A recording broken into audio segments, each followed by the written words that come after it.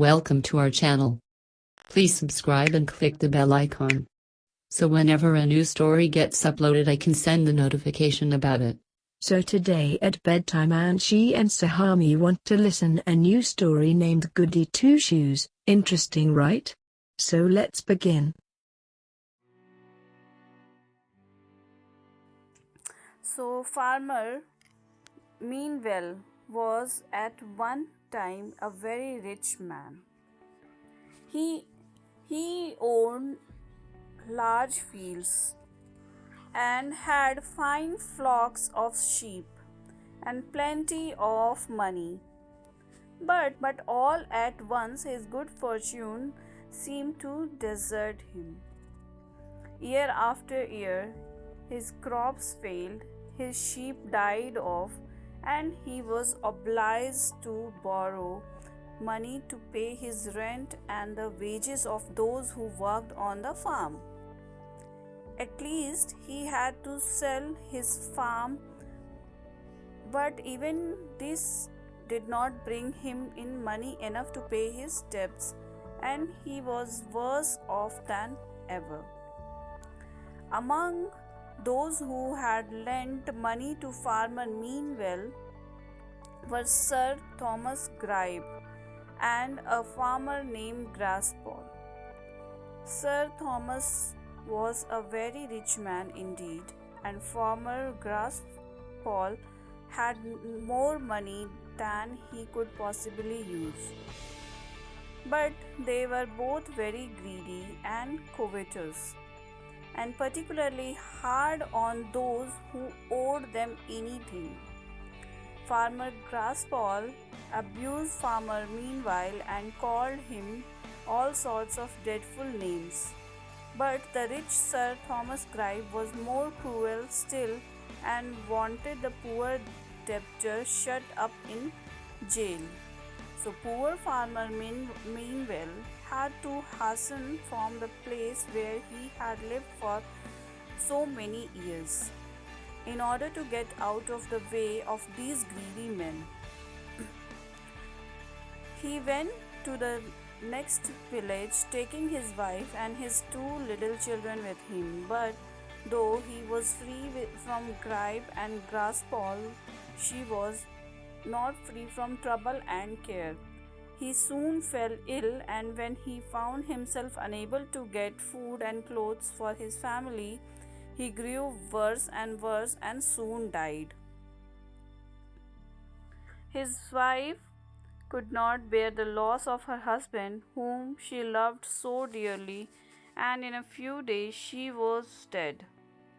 The two orphan children seemed to be left entirely alone in the world, with no one to look after them or care for them but their heavenly Father. They trotted around hand in hand, and the poorer they became, the more they clung to each other. Poor, ragged, and hungry enough they were. Tommy had 2 shoes, but Margery went barefoot. They had nothing to eat but the berries that grew in the woods and the scraps they could get from the poor people in the village, and at night they slept in barns or under haystacks. Their rich relations were too proud to notice them. But Mr. Smith, the clergyman of the village where the children were born, was not that sort of a man. A rich relation came to visit him, a kind-hearted gentleman, and the clergyman told him all about Tommy and Margery. The kind gentleman pitied them and ordered Margery a pair of shoes and gave Mr. Smith money to buy her some clothes which she needed sadly. For Tommy, he said he would take him off to sea with him and make him a sailor. After few days, the gentleman said he must go to London and would take Tommy with him, and sad was the parting between the two children. To London and would take Tommy with him, and sad was the parting between the two children. Poor Marguerite was very lonely indeed, without her brother, and might have cried herself sick but for the new shoes that were brought home to her. They turned her thoughts from her grief, and as soon as she had put them on, she ran into Mrs. Smith and cried, "Two shoes, ma'am, two shoes." These words she repeated to everyone she met, and thus it was she got the name of Goody Two Shoes. Little Marguerite had seen how good and wise Mr. Smith was, and thought it was because of his great learning, and she wanted above all things to learn to read. At last she made up her mind to ask Mr. Smith to teach her when he had a moment to spare. He readily agreed to do this, and Marguerite read to him an hour every day, and spent much time with her books. Then she laid out a plan for teaching others more ignorant than herself. She cut out of thin pieces of wood 10 sets of large and small letters of the alphabets, and carried these with her when she went from house to house. When she came to Billy Wilson's, she threw down the letters all in a heap, and Billy picked them out and sorted them in lines, thus A, B, C, D, E, F, G, H, I, J, K, from A to K, and so on until all the letters were in their right places. From their Goody Two Shoes trotted off to another cottage, and here were several children waiting for her. As soon as the little girl came in, they all crowded around her and were eager to begin their lesson at once. Then she threw the letters down and said to the boy next her, "What did you have for dinner today?" "Bread," answered the little boy. "Well, put down the first letter," said Goody Two Shoes. Then he put down B, and the next child R, and the next E, and the next A, and the next D, and there was the whole word bread. "What did you have for dinner, Polly Driggs?" "Apple pie," said Polly. Upon which she laid down the first letter A, and the next put down a P, and the next another P, and so on until the words apple and pie were united and stood thus apple pie.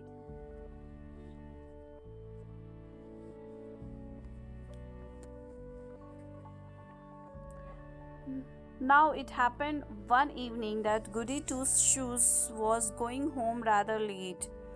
She had made a longer round than usual, and every day had kept her waiting, so that night came on before her day's work was done. Right along contentedly through the fields and lanes and roads, enjoying the quiet evening. The evening was not cool, however, but close and sultry, and betokened a storm. Presently a drop fell on Goody's face. What should she do? If she did not make haste, she would soon be wet to the skin. Fortunately, there was an old barn down the road in which she could find shelter, and Goody Two Shoes gathered her skirts about her and took to her heels and ran as if somebody was after her. The owner of the barn had died lately, and the property was to be sold, and there was a lot of loose hay on the floor which had not yet been taken away. Goody Two Shoes Shoes cuddled down in the soft hay, glad of a chance to rest her weary limbs and quiet out of breath with her long run. And just then down rattled the rain, the thunder roared, the lightning flashed, and the old barn trembled, and so did Goody Two. She had not been there long before she heard footsteps, and three men came into the barn for shelter. Hay was piled up between her and them, uh, so that they could not see her, and thinking they were alone, they spoke quite loudly. They were plotting a rob Squire Truman, who lived in the great house in Marguerite's village, and were to break in and steal all they could that very night. This was quite enough for Goody Two Shoes. She waited for nothing but dashed out of the barn and ran through the rain and mud till she came to Square's house. Mm, he was at dinner with some friends, and anyone else but Goody would have found it difficult to gain admission to him, but she was well known to the servants and was too kind and obliging that even the big fat butler could not refuse to do her bidding, and went and told the squire that Goody wished very much to see him. So the squire asked his friend to excuse him for a moment and came out and said, well, Goody Two Shoes, my good girl, what is it?" "Oh, sir," she replied, "if you do not take care, you will be robbed and murdered this very night." Then she told all she had heard the men saying while she was in the barn. The squire saw there was not a moment to lose, so he went back and told his friend the news he had heard. They all said they would stay and help him take the thieves. So the lights were put on to make it appear as if all the people in the house were in bed, and servants and all kept a close watch both inside and outside. Sure enough, at about 1 o'clock in the morning, the three men came creeping up to the house with a dark lantern uh, and the tools to break in with. Before they were aware, 6 men sprang out on them and held them fast. The thieves struggled in vain to get away. They were locked in an outhouse until daylight. When a cart came and took them off to jail, they were afterwards sent out of the country, where they had to work in chains on the roads. And it is said that one of them behaved so well that he was pardoned and went to live at Australia, where he became a rich man. The other two went from bad to worse, and it is likely that they came to some dreadful end, for sin never goes unpunished. But to return to Goody Two Shoes, one day as she was walking through the village, she saw some wicked boys with a raven, at which they were going to throw stones. To stop this cruel sport, she gave the boy a penny for a raven, and brought the bird home with her. She gave him the name of Ralph, and he proved to be a very clever creature indeed. She taught him to spell and read, and he was so fond of playing with the large letters that the children called them Ralph's alphabet. Some days after Goody had met with the raven, she was passing through a field when she saw some naughty boys who had taken a pigeon and tied a string to its legs in order to let it fly and draw it back again when they pleased. Goody could not bear to see anything torture like that, so she bought the pigeon from the boys and taught him how to spell and read. But he could not talk, and as Ralph the raven took the large letters Peter, the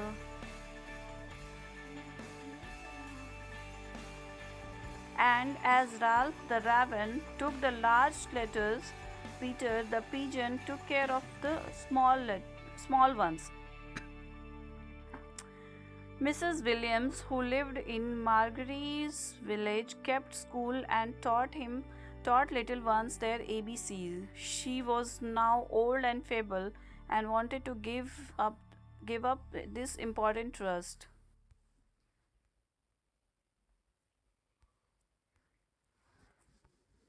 This being known to Sir William Dove, he asked Mrs. Williams to examine Goody Two Shoes and see if she was not clever enough for the office.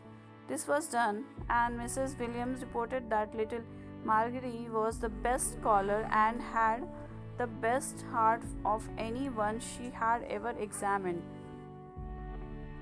All the country had a great opinion of Mrs. Williams, and this report made them think highly of Miss Margery, as we must now call her.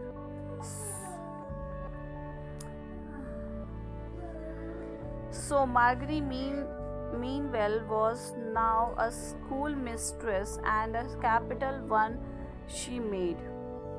The children all loved her, for she was never weary of making plans for their happiness.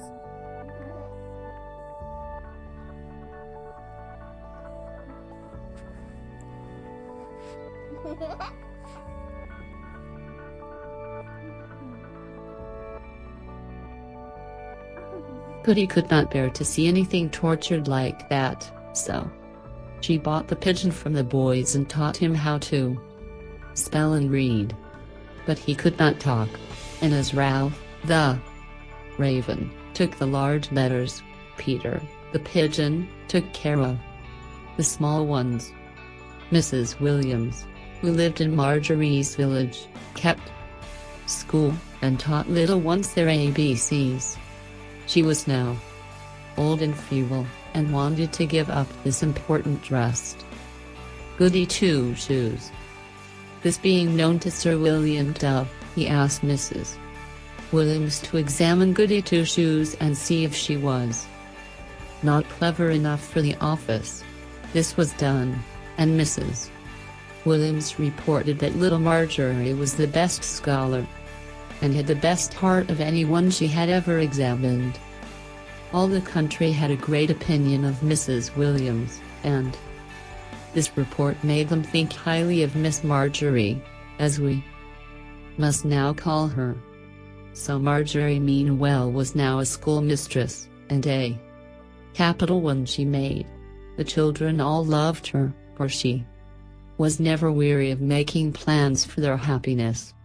The room in which she taught was large and lofty, and there was plenty of fresh air in it, and as she knew that children liked to move about, she placed her sets of letters all round the school, so that everyone was obliged to get up to find a letter, or spell a word, when it came their turn. This exercise not only kept the children in good health, but fixed the letters firmly in their minds. The neighbors were very good to her, and one of them made her a present of a little skylark, whose early morning song told the lazy boys and girls that it was time they were out of bed. Some time after this, a poor lamb lost its stem, and the farmer being about to kill it, she bought it of him, and brought it home to play with the children. Soon after this, a present was made to Miss Margery of a dog, and as he was always in good humor, and always jumping about. The children gave him the name of Jumper. It was his duty to guard the door, and no one could go out or come in without leave from his mistress. Go. Marjorie was so wise and good that some foolish people accused her of being a witch, and she was taken to court and tried before the judge. She soon proved that she was a most sensible woman, and Sir Charles Jones was so pleased with her that he offered her a large sum of money to take care of his family and educate his daughter. At first she refused, but afterwards went and behaved so well, and was so kind and tender, that Sir Charles would not permit her to leave the house, and soon after made her an offer of marriage. The neighbors came in crowds to the wedding, and all were glad that one who had been such a good girl, and had grown up such a good woman, was to become a grand lady. Just as the clergyman had opened his book, a gentleman, richly dressed, ran into the church and cried, "Stop! Stop!" Great alarm was felt, especially by the bride and groom, with whom he said he wished to speak privately. Sir Charles stood motionless with surprise, and the bride fainted away in the stranger's arms. For this richly dressed gentleman turned out to be little Tommy Meanwell, who had just come from sea, where he had made a large fortune. Sir Charles and Lady Jones lived very happily together, and the great lady did not forget the children, but was just as good to them as she had always been. She was also kind and good to the poor and the sick, and a friend to all who were in distress. Her life was a great blessing, and her death the greatest calamity that ever took place in the neighborhood where she lived, and what was known as Goody Two Shoes.